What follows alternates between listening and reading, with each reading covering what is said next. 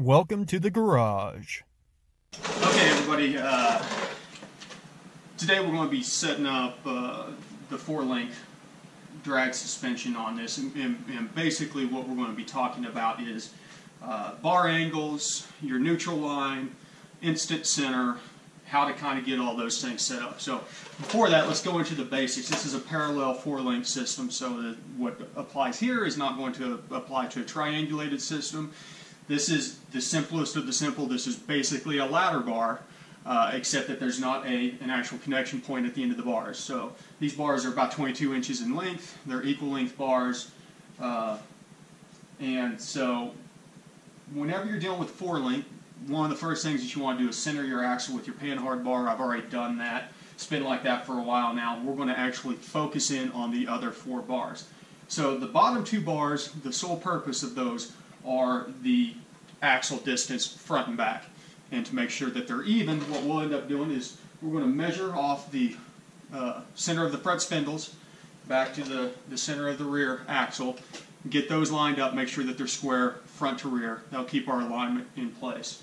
Now the top 2 bars is where it gets interesting. Your driver's side bar is what is used to adjust your pinion angle. And since we're running a 4-link, and this is a Heim joint 4-link, there's no bushings in there, so this thing's solid. This thing's going to be maybe half a degree down on the pinion, because we're not going to get any pinion rise on this thing. The other bar, the passenger side top bar, is your preload bar. And a solid axle vehicle like this has a tendency to leave out left or right, and you can adjust your preload to counteract that. And basically what you're doing is you extend that bar out and put more preload on the back right. You're shifting weight over to that back right tire.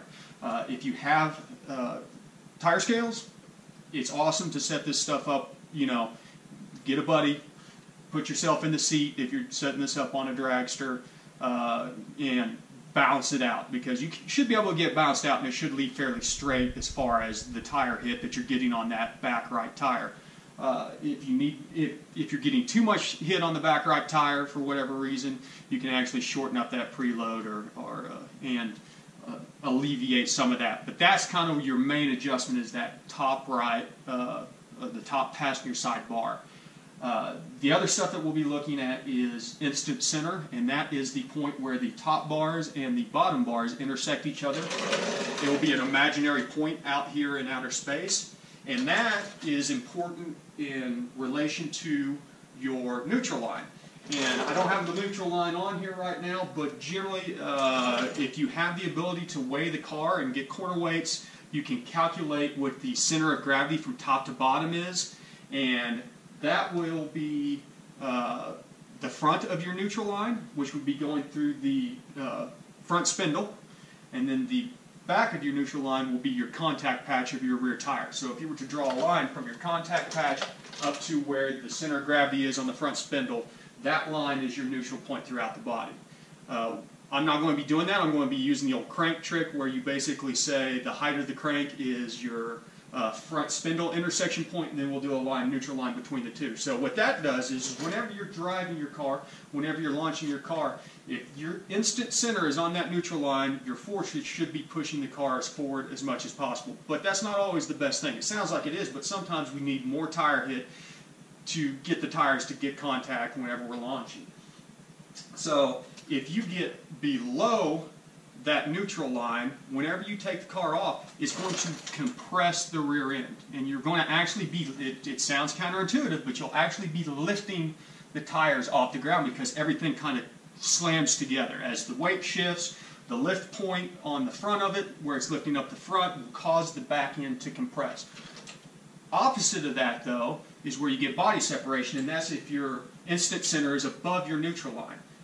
And so when that happens, you will actually get the body separating from the axle, and you get more tire hit. And you can actually get tire shake if you get too much tire hit back there. So we have to kind of adjust that point to get the best reaction for our vehicle. Now, as we move the instant center further forward, the impact is less intense. It's more gradual. Whereas if we move it closer to the rear, it's going to be a more violent transition. So if we have our neutral line coming through here, and we're dialed up somewhere around here, we're going to get a lot of body separation, a lot of tire hit, and if you're running a drag slick, you're probably going to crumple up the tires. Same ordeal, if you run it here, it's going to compress real hard, you're going to lose traction. So the idea is to get it out to our neutral line, and then based on the characteristics of the vehicle, we'll adjust it up or down a little bit. Generally, you're going to be below the neutral line because you want a little bit of the weight shift, but you don't want it to where it's compressing the suspension a lot and lifting the tires up off the ground. So that's where we're at right now. Said the important thing is to get your axle squared up real quick and get that centered out. So I'm going to run around and do that. And then after that, I will verify my pinion angle after I get the bottom bars locked in. And then once that's done, we'll talk about the angles that I have this set up and where that's at in relation to the neutral line.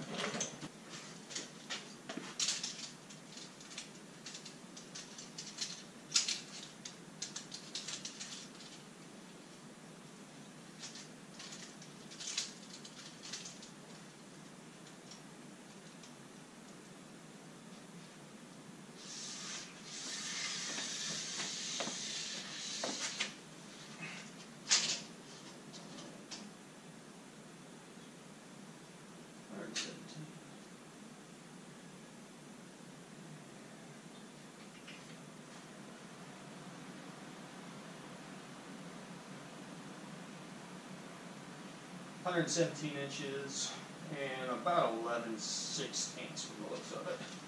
Okay, passenger side needs to move forward about a quarter inch, maybe a little bit more. We're looking at 117 and 11/16, so we want to make sure that our bars are nice and neutral, and we will tighten down the bottom bar. And it should take a whole lot of adjustments to get that to swing over and square off. So, let me grab my creeper because I'm getting old.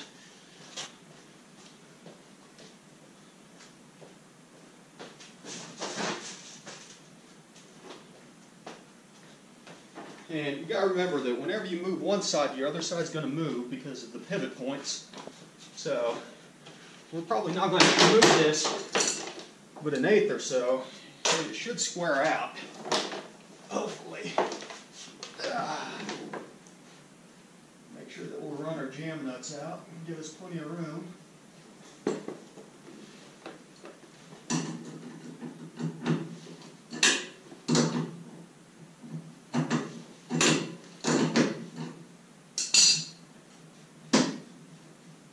Okay. Might have to get a bigger wrench. This will fit. And that's about 3/4 of a turn. Let's measure that out. And double check. I don't want to go too far. We'll be hunting it the whole time. Yeah, we still got a ways to go.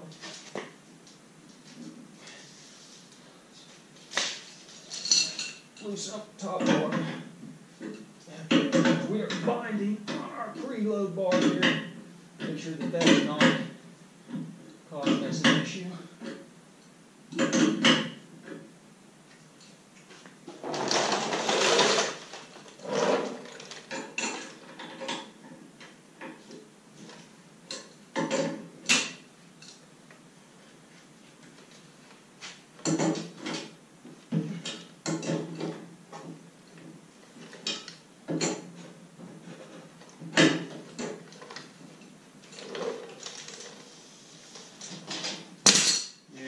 Preload was holding us up. Make sure your preload or your pinion bars stay loose whenever you're making these adjustments, because they'll fight you. And that moved us quite a bit closer. We're maybe an 1/8 of an inch off now.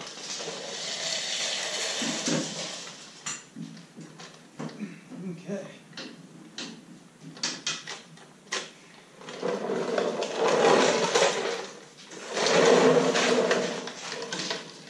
So we're at 7/8, 117 and 7/8 to the back. Double check the other. Okay, I got the other side out to 118 on the dot. I used two measuring tapes, went back and forth till I got it kind of close, and then I'm using the same measuring tape both sides to help eliminate any anomalies. And we're within a 1/16 of an inch here. We just need to go out a little bit. So we should be able to make the adjustments. A couple flats on the bottom bar should make the adjustment to move this out a 1/16 without throwing the other side off very much. And that should put us in the range if we want to be in. So let's again make sure our bars are neutral. Okay, and we're going out just maybe a half a turn. See how that goes. Not quite there yet. Still another half a turn. Double check, make sure our preload bar doesn't bind up, because it is. Loosen it up so the axle can move properly. Okay. It's good and loose. There we are. 118 on the dot. Okay, we're squared now. I'll double check the other side. Throw a little Loctite on the bottom jam nuts and get those tightened down and get the axle movement locked in place. And then we will switch over to the pinion angle. Okay. It is pinion angle time. So I got the top bars. They're both loose and neutral right now. The bottom bars are locked in place. Got the transmission in neutral here so I can give her a twist. And the nice thing about it is got a Sonex yoke. Makes it easy to get your front angle because it's flat. You can actually put your angle on there. So our transmission angle, as it sits on jack stands, looks to be 6.2 down. And we're at 5.2 down. So we got 1 degree working angle up front, which means we're going to want 1 degree working angle in the back. And the nice thing about this is, since I did the brackets, I happen to know that the front of my bracket is parallel to the front of my pinion flange, so I can actually check my angle here, which is showing about 5.2 down. And then check the front of my brackets, which is 5.9, and so we got 0.7 or so difference. And as I said, we're going to want 1 degree on the bottom. We're close. We're real close. In fact, it'd probably be perfectly fine the way it is.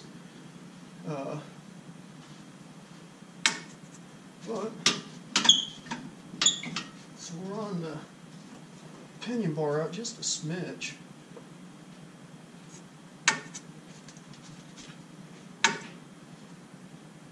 .1. We're looking for a 6.1, and 6.1 is what we got. So what we'll do is we're going to lock in our pinion bar now, and then we'll verify it after that.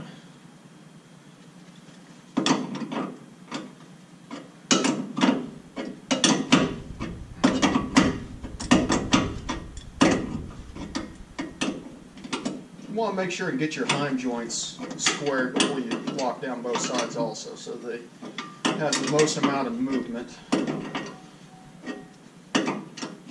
My battery's about to die, as you probably just heard. My truck's not happy about it.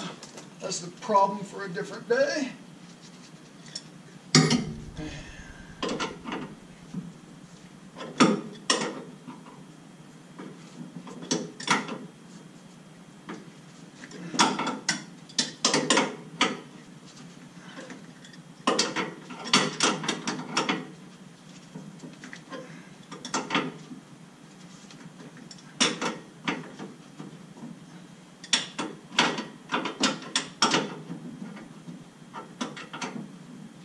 Okay, so we're snugged up. Let's get our joints squared up here. Okay. Sometimes it's good to have a little flathead screwdriver. Maybe need a longer one for this one to help straighten out these hind joints. Yeah, let me grab a longer one to get that back when it's a little cockeyed.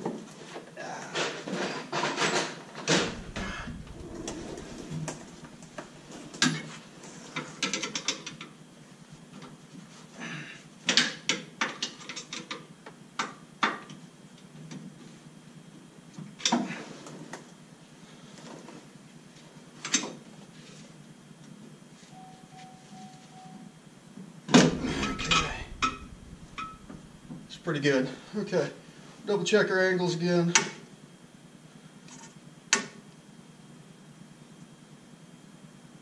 .05, so about 5.1. Make sure that we're still sitting good back here. 625, we overshot a little bit, so let's just make a slight torque to it.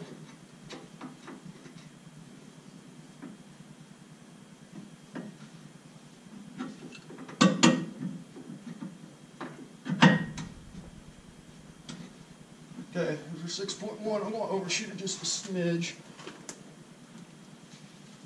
And we're starting to get on our jam nuts already, so that's not a bad thing. Now I should be able to get my joint straightened back out. Okay.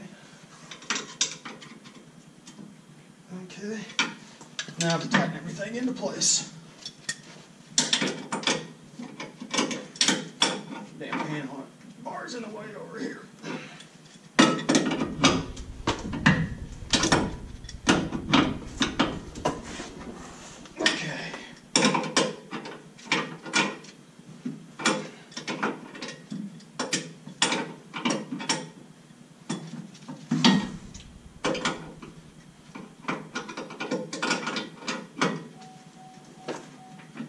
Okay, it's neutral. Okay, we want to go out just to engagement, so just about right there. We don't want much preload for a street vehicle.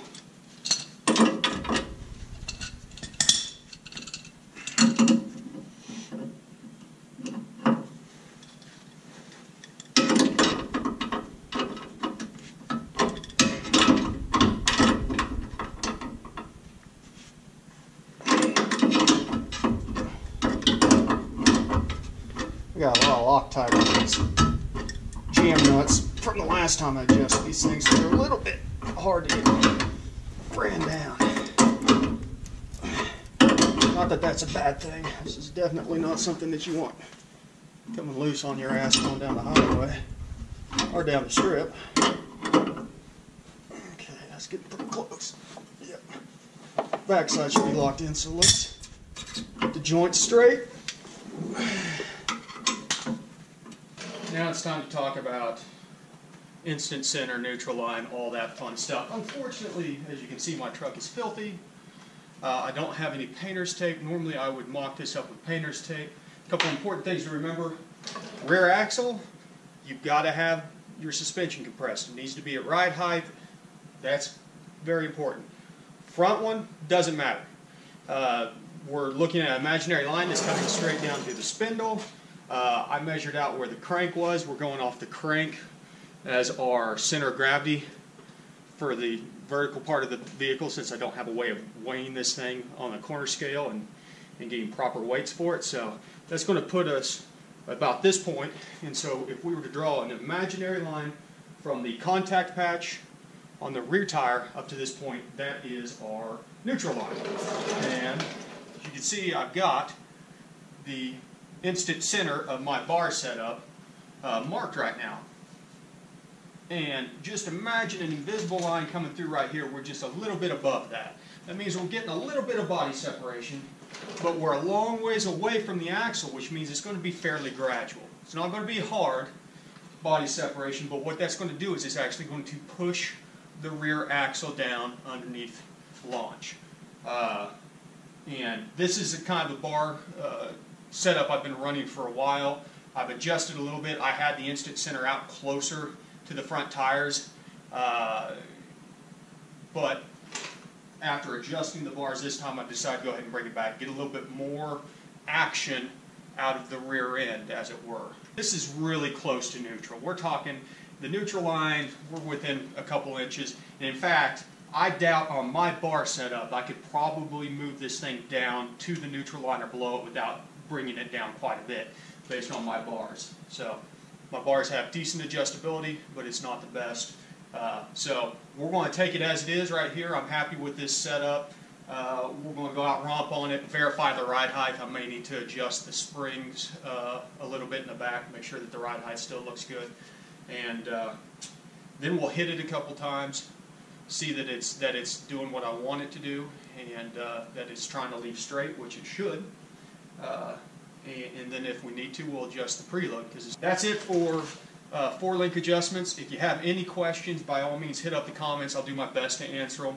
I try to be clear and concise on some of this, and I'm by no means an expert, so take all this information with a grain of salt. A lot of this information is from talking to the old racers that are more experienced in the 4-links out there, and then you know, a little bit of research on the internet, and then trial and error. You know, I've been running this setup for about a year now, and you know, I've had some ups and downs with it, but whenever it's dialed in, man, it makes a hell of a difference. And I had Caltrax on before this, and I can say that I can tell the difference even between the Caltrax and this. But the Caltrax is probably a solution that will work for 95% of the people out there. The main reason that I did this was to eliminate the leaf springs and to get more adjustability on the shocks. That pretty much sums up the 4-link side of it. Hope it's been informative. As said, like, subscribe, dislike if you dislike it. Call me an idiot if you want to. Not going to hurt my feelings. But if you got some questions, I'll do my best to answer them. Thanks, guys.